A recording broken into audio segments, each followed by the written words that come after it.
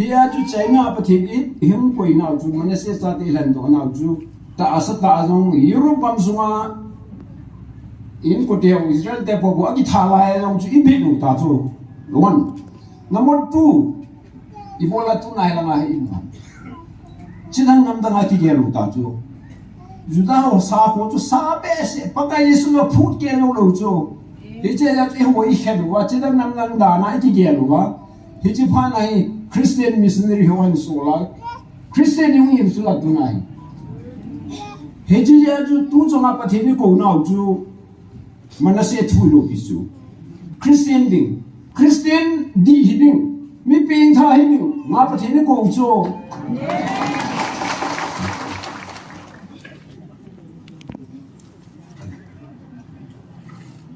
amasan pakai pathin sang ten ka thang wan he pakai pha hallelujah hallelujah amen pakai phan na kidang ta chang bin tuni in tualan sau ju ije pakai pathin nei ngai tu ba number khana ko na sagi ge ju hin ye na ko na zo ne ge azo te le lalcha la loi honan sa ki di ba he ali ju pakai pathin pate bo na hi hiat jing di wiki chen jing di ka de aje ju ki ya ding bo he pun inam pumpi wa de hi ja chu le tua hum hegin doctor hegin chun ke man ke nai ti bulum wana bola twai tu bola hi abona chu imudi we hian nang ilong le abona chu khan fra kisim chai jing thi rai ja chu chai chon cha kan la do la chu mang thi lu ding a tan sim sa henge ki pam le jingen je fakai la loi hon la ngei ta em sa pi ve nam ho chunga zong ka ki pana ka phungin he pakai pathin in eng sin nau ki dang ta hi I hen ma bang chun tua secretary pan in Bhutan ke ong hi pen as ka nam lo Thailand ga ma kam na lai chu ai la thu jang ki thang tan Kazakhstan pakai pathin in gift long da pi hi founder nu hun a ko ye kidang ka sain chule ka ki pa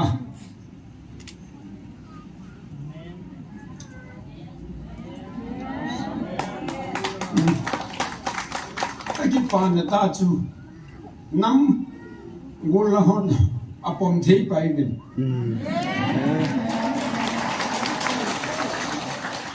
kaung hunin ki tu ton ka ta bu kap min pakai ko ma ngai dam thu min chu da bang chun phan ka tu pakai ka da la ti wai tai ti chun pakai kai la jing kan ti ai ajin pakai ngi pe zong hi kong ni cha ben lis ni pon no pin ka ki pa jing ai ma na tu het che ni o ka bod lo cho he a ko na tu pakai gal to ni che na pe sao ta chu khat in sin lo mo ka ti na ko pi cha tam pon phep ka homin yong la ke man ke nai ti le ngai lut na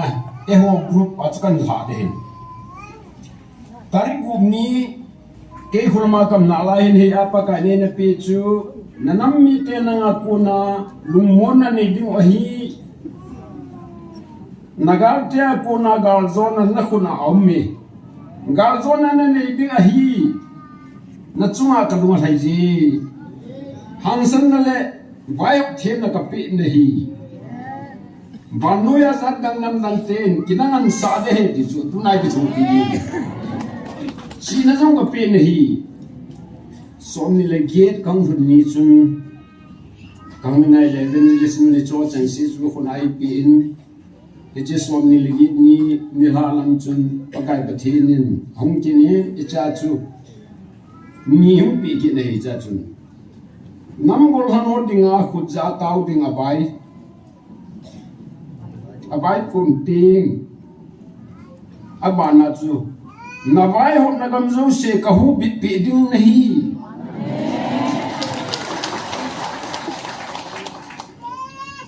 heti chun May ha kon May June July August itaw na chu katin September October November December January February tukum tarik son la ngami chun pakai nen hu pi ke na ko ma taw ni na wa chun kami pa hen sonun atin kat kachin evangelist punen ko ha chun na chunga gal zon na ka pi hitai ki pa thanumun ke man gal ka so hitai nang ho ka lungon na le na chuwa ka ki pa na tu son in jing ta hen tu na taw na ni ho mit hi ho lo naw na mi li lo naw ta sana na taw naw ki man ka mi pa chunga ka koi tai lungmongin thanomun ponthon hansanun galzon kinemun mi ti kongjimun aditani aile sabri som ni le bugni thumgin thumgina hin ko gin chun hitin setan in hu pi gitta kami pa ki gelin nagal mi te hoi langau mahitam ke manita sanzal zalwa kathil won ho tunin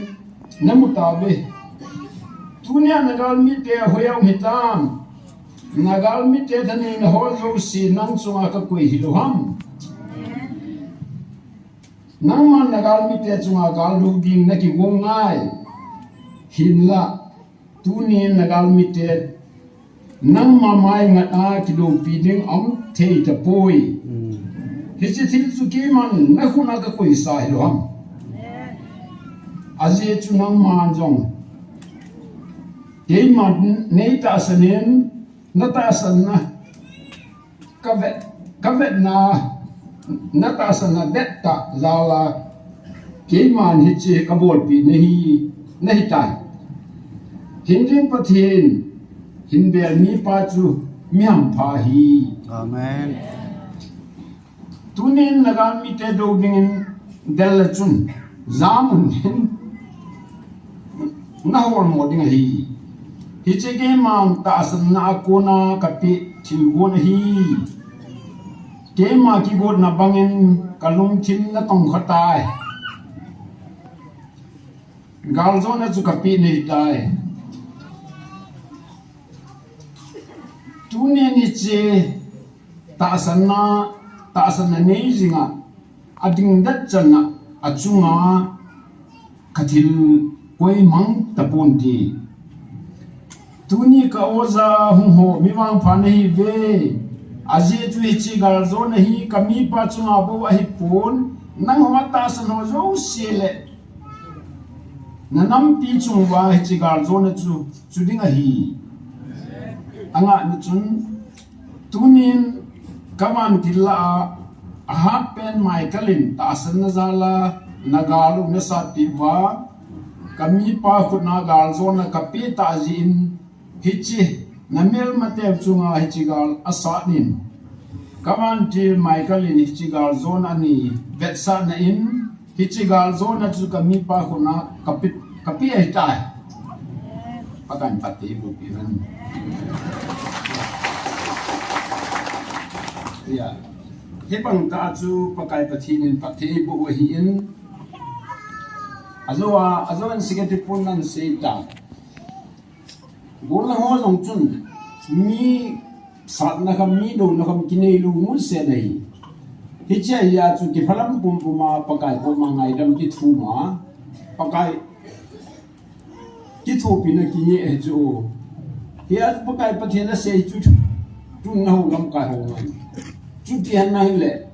aje chu kong lo na chu na thao mang thai ding atam be se ja kai be se ja kong he ti chu ye jun ho lam kai ho chu ni chi thao mang thai ho ya ho di wei tha ka pi de ama thao mang thai ho a hu do de ti chu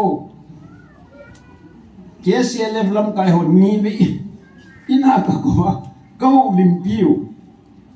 ai ma ji doi lo khan cha hum zum lo hi lung do nom be se hilanga gal hum su agal do ang do ding su gol lam ho jula agol lam ki sun ring me thar me chang chu zat ki nei lo ki he chu hi che jas pakai patin ki bel loi chali chu ama hon ko e sun pio hi nam kanung nong jula tu ge a hi them cha han bo jo denomination na khana zat lo lo pi chu tu na mo hi denomination som thum som li ne ho jula hongo wenang la tu na reverend pastor hoi lai dim se tiu chu chuti le patini garwa su pe yin de morela ma dong buin hong ta chu supana chu tao na ka manuai nga ka tong the poi ta sanam poi ti ta chu mi thum le ta sanam me ti morela supana ka lung dong ai cha ka ke huai poi German to len khong to zang ne to choi se sultang e ka ti chu ama ho chi nong le phachum ponte amuna mo ni ta san ding he ti chu la hilayang tao ne ne wi pin pathi tao kita Michael Mann ti lo dang ho solu te tao chong phat jo nga tao phachum ponte achi thi puwe chwa akisidan wen ita asan umna lo aju chi thi lo ka he ti jing he ya chu morelam te cho kiang ko wen ahung ken keji no tum ben ka hilen pathen lung se na phachum bin an ta san phana morelam ku pakan na to pani jo ahle tua phaileng mul lang itim jo aho so hung wa tao na ki man sa chi go ai pui umben pakai pathe ni to di wei lang te jong ko pakai pathin ta san tam lu song ilai net le wang wa pakai pathin ni ita san na lu ho mun na ka tong thi pui di jo relevan tunai pathin ni polai boy ngai lu non ti pagien so cham hor wai te hor wai na beleven tu ai Israel long galam min chula ki te de tim na lo se wa galam hi chu Burma lang a jong Bangladesh a jong Hitwa jong Israel ka ma jong galam ki gel phan ta chu I mona kon kha do phan ta Israel te jong chu gala bolmin Iran te hun hiche government chao iza kai api Iran te chu hiche he je wa chu embassy khani attack a bolu le zani khabini chun missile ho bom ho chuna zani wala in ka ta chu apana chu Israel te Italy thudam din ni ki cha ha chu aje chu Israel ten electromagnetic pulse bomb iti ani chu atom lama chu EPB ati le hiche bomb chan se po wai le lengam dang ho yong chun hung pangwa third world war hi umdam Armageddon gal umdam ti jong mina gin mo chu aje chu ji bomb chu akisiai le agam sunga chu electric ho mobile ho ibio apona thibi ta hong kyo ma the de lo dio he ta bom kinang ta chu country thumren nin boni chu ya Israel de gin mo chu hi ji hin se man nan le Iran se chu thib lo ning Muslim country ho Arab country ho panan la dio Russia ge panan la mai the hin chuti ayal Armageddon gal ki panding hitalhom tilo he mi ki chai chu aje chu ni khana thu pho ni ngai bong chun tu hi bi phanam de le six trumpet sum kon gu kimut phat la hit chu revelation aju benai le van tu sagi ati chu sagi hotun sum bon nga ve bu ve mo nai tai ti chu la bu ve mu chu ti ghenam dai le sum ko na gup chan na ko hong kimut ding le Euphrates vadung kang de ewa ko saitan hen li hung do ning ti chu Euphrates vadung ya kan gal kum thum lang chi ta chu ale last trumpet asangi chan na bo wa ne ta chu he a chu ha gina gi gen di ngai ta chu he a chu ho I bi hi ham ti tham khat tunin thang ka se do aje chu last trumpet ki munai army canon gal chu ki sana hile rapture zong tu min tin ilong la di lang khungai jat le han wan nu hin Israel te hon sat de ti pachinin Israel te gal azo pi zim he ai ma nga khon na gal go abe de ti cho a khon na tu ta bonga gal ki sat pa khu na sata hin army ke dong gal tu sakol kam dal di chisan lung ding Israel te zo alan momo gigo alan wa agenti bese no alum kham bese phanu le hun walam sang apaka pathinan ko bi he jo kada igit momo ni tam ka puga pate ne ki so pi ram he patwa chai nin ka hi ta ran chai nin ka hi ta hine ta wadla man sang pan le hun chu pat le hun pa kai ji sung de ti lo pi ta pakai lobi ta hung ding olive mol chon ke ding ati pa ta chu olive mol hung di ke sun ten vadung khan hung lungin ten isu hu dead sia hu lung lu de Jordan lui hu dead sia lung lu wanga hilai ko le se chunga gam nin pen ki ti chu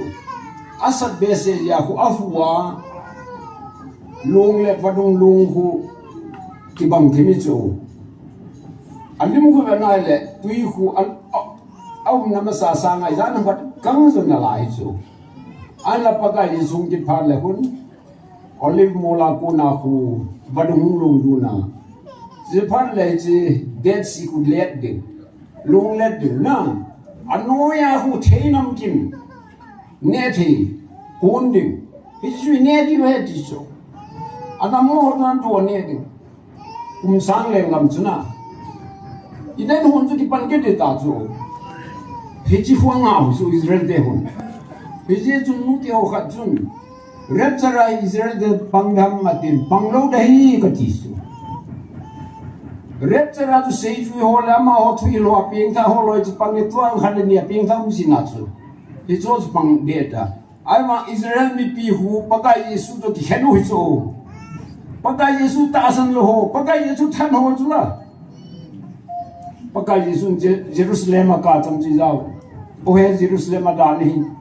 a pi ta no te wa bunding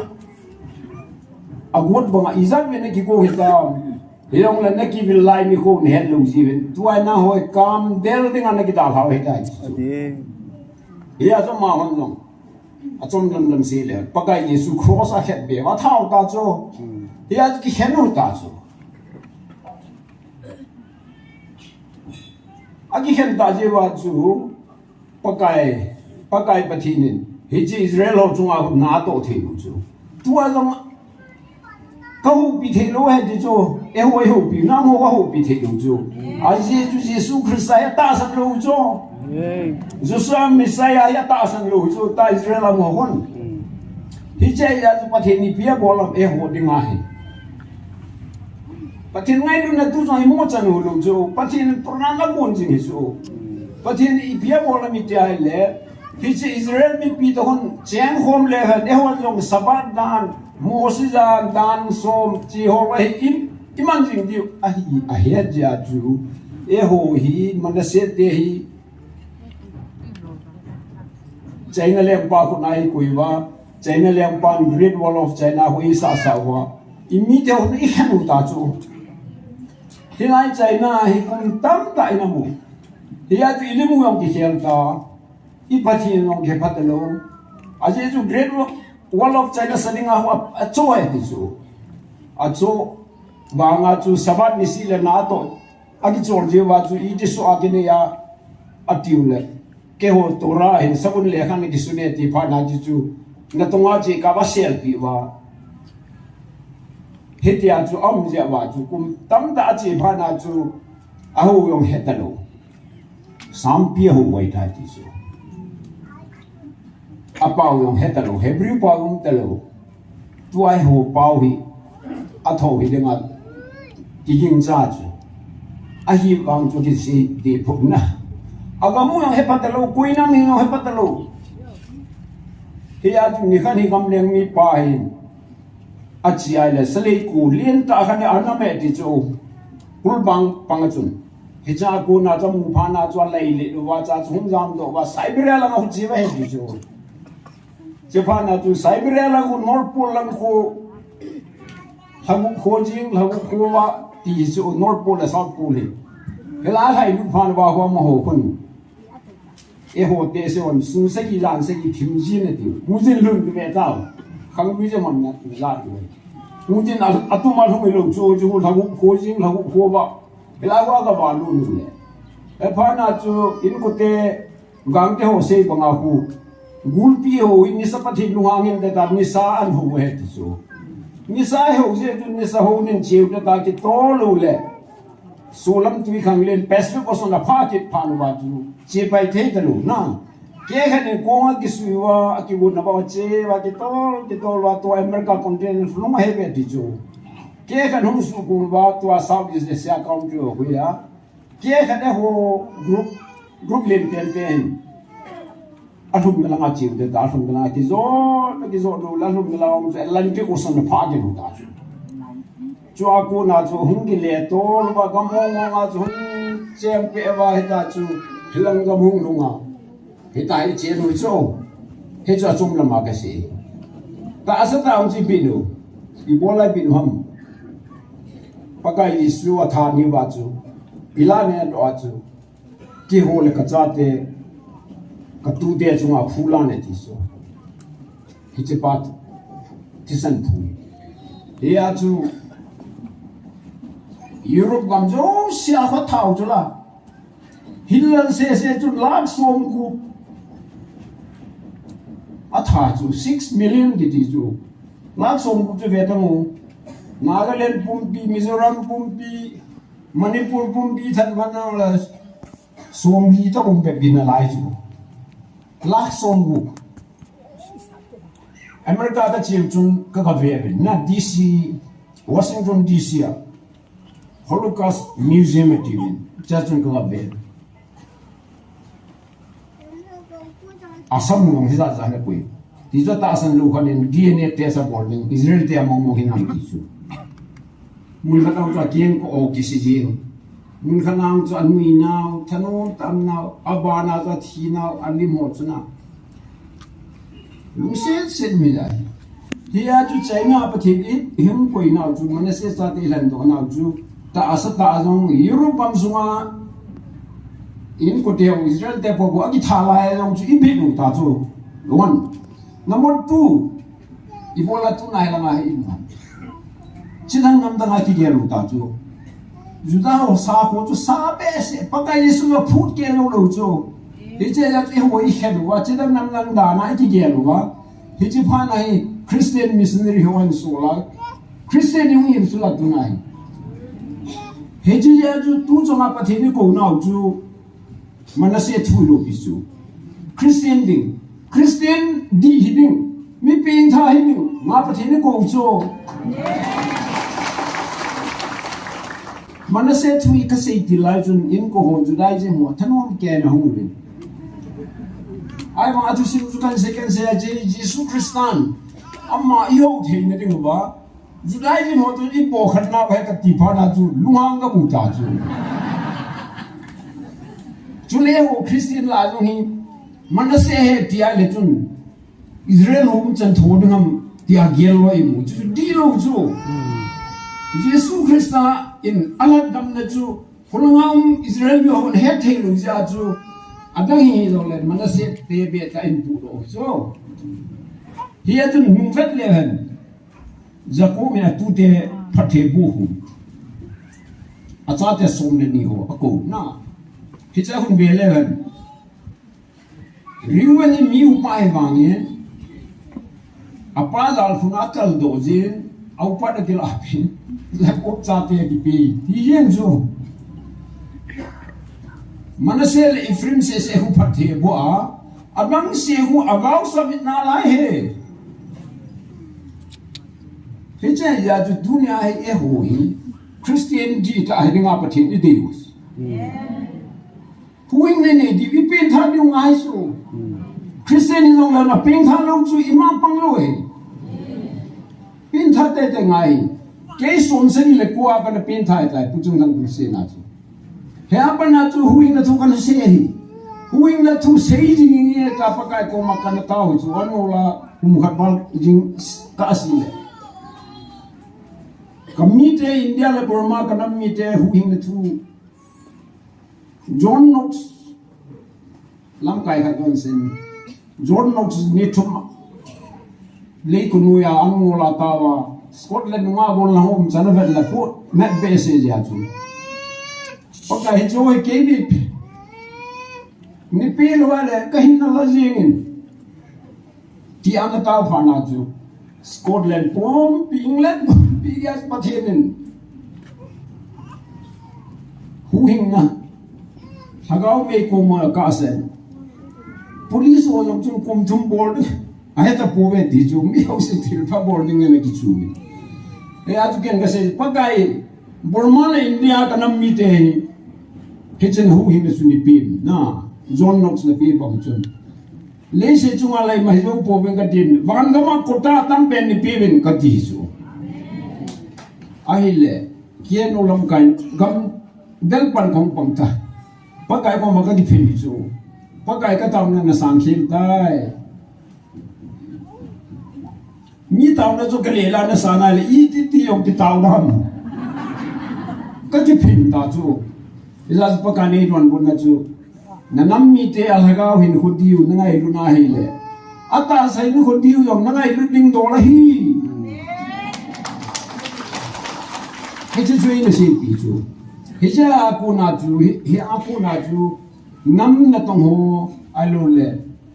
pathin mi ho ahong jo si ka ki ho pi ka welcome su he je chun pathin a phat nan I chingin I pui jingin la thei lo chu la di lo chu Pachom lunjong hi kum thum lang hi ta chu kum li mai mai ta pathin na da khan I jong je thim le chun na a phat lai lai ki la adi chu thim tam da mai hi ti chun pa hen tong hen pathin lung sin pa hen tong a ko tam ta ka sim do mi ni ta la ma yong athitan ai pi ju yong le tu chung ang chu I het diu chu hi a gong a pa kai gong ta san pa na I pi lu chu khol ga ma kam lai khol ga ma kam pe na chu point group ho chu in a pi ta chu gari zo diu ze in a pi u ta chu ai le ke ma chu ve de lu pa kai gam ni pi vin ga ti ai le je va kan gam chu tu ni pi lo le de I cha ka tu ya ami chu se lai chu ka ma be sa na kai chu se na je ni ka gam chu ki de be se na ana di zo na lai ai wang ko ni ngin kan he ne pha chun he nge I de chu pa kai bu chu gam zo lo I pi ke kong lun chun in mun khat krol khana ka zu chu ai ya chu asum chu alingai pi lu bu hilong le lak som group som se ki la mai me chang ki chua gol lao ki hopi ami gol lao mun zo sam chu hap ta khat zo ka dai poi pa na chu ngo ho na ka chua e ho ga ma hong zo se ka hopi chu ke su ho han lang human rights ho nang KIC ho nang ko hilong la ku kim pi hong le hong chon na hop dia ta ki hom ai le ata ba tu na ma ho long tin pan la phawin parliament session khats chu a ho la je business transaction sa alwa a chai we ai le pat pakai ba the ni chum phat ni ven ti so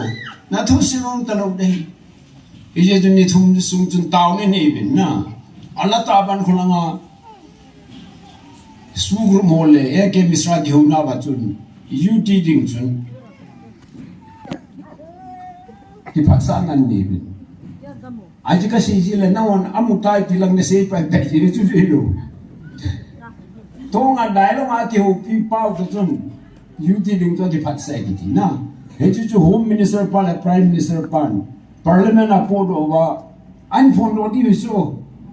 he chu bollo he September tarikh khana ki pe chu ahile 18 to 22 special session am ji chun ke yong ka ngai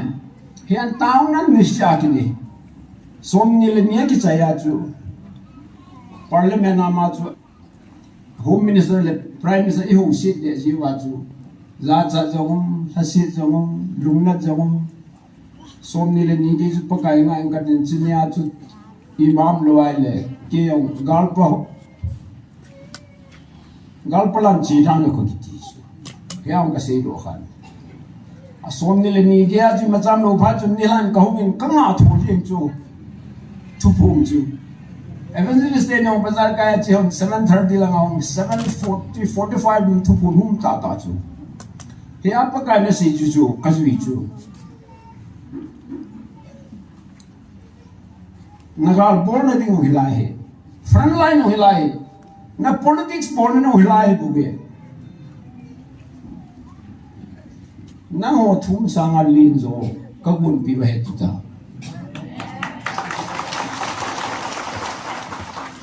ya tu chinya pa na chu la ya kom ka thi ta ale ja pa kai ka thi nan si galbon no me ki gunai ama na gal de ho ya mu ti a chu pa ki tha pat ke ni cho evangelist de ni ko ma ka wa ta ro ko man sa chu yo khon che ki ta nge ta a hi le akidan dan chu paisa ka pi ni thum sa ka pi de ti ho chu talo this office gyal din le bizo se ki chai do ta to ai election jen aki tai ti gin ule ya hi pa ka hin thing se la ma gal zon he im sa ma sa no hin de ka ti he aku di lo le wo tha nan le ki sun di zo na pakai le an dei lo zo yi chun pakai ka thang ben tunin zong ki paom le jingin pakai pathin e ngai lu nau hi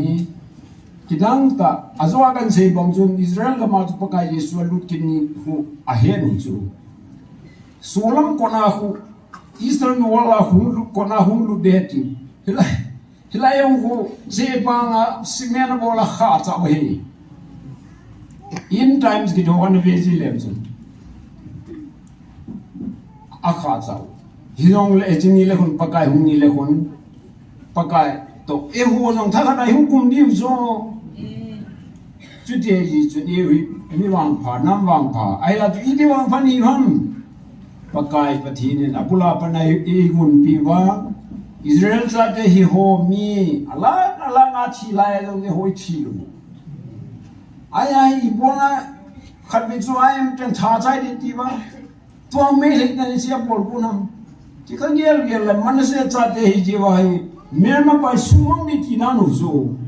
ai ma to ai pa kai ni din pi ya na ko em cha ni mai lo thi ta ni ki ni chu nu le na sa le la nga mo loi chu le Reverend Pastor ho de ka ko nahi huma me agula mo in long mina ta thelu ja mi ki pelu nahi ana honi pina ta the ju mo ham ko thi su frontline la ta nang ka chi tin frontline on chi hi ven ka ti sai non aje frontline de ngai di po gol la mo samsa ho se ko da kitao chu na pastor da kitao lo he ya tu me chang leng le khan na sep khan leo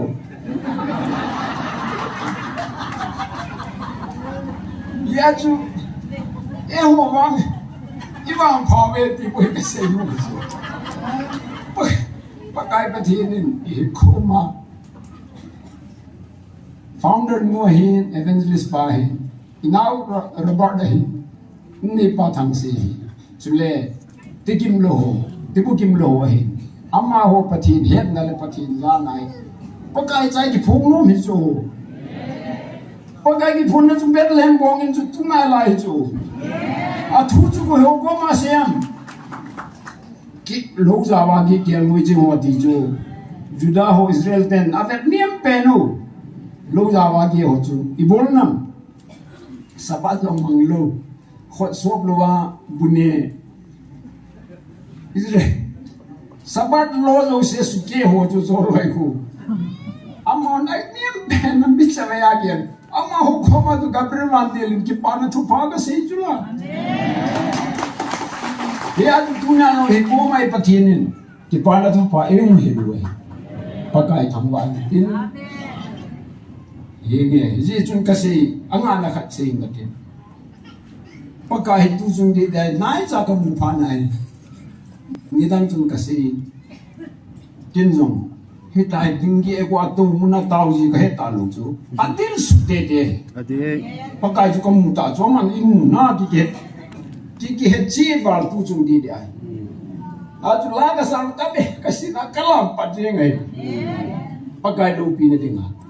ya aju pakai lopi na su kamu ja lasaho bible se mongong pakai lopi na ding bible se mude ai poi pakai lopi na ngai poi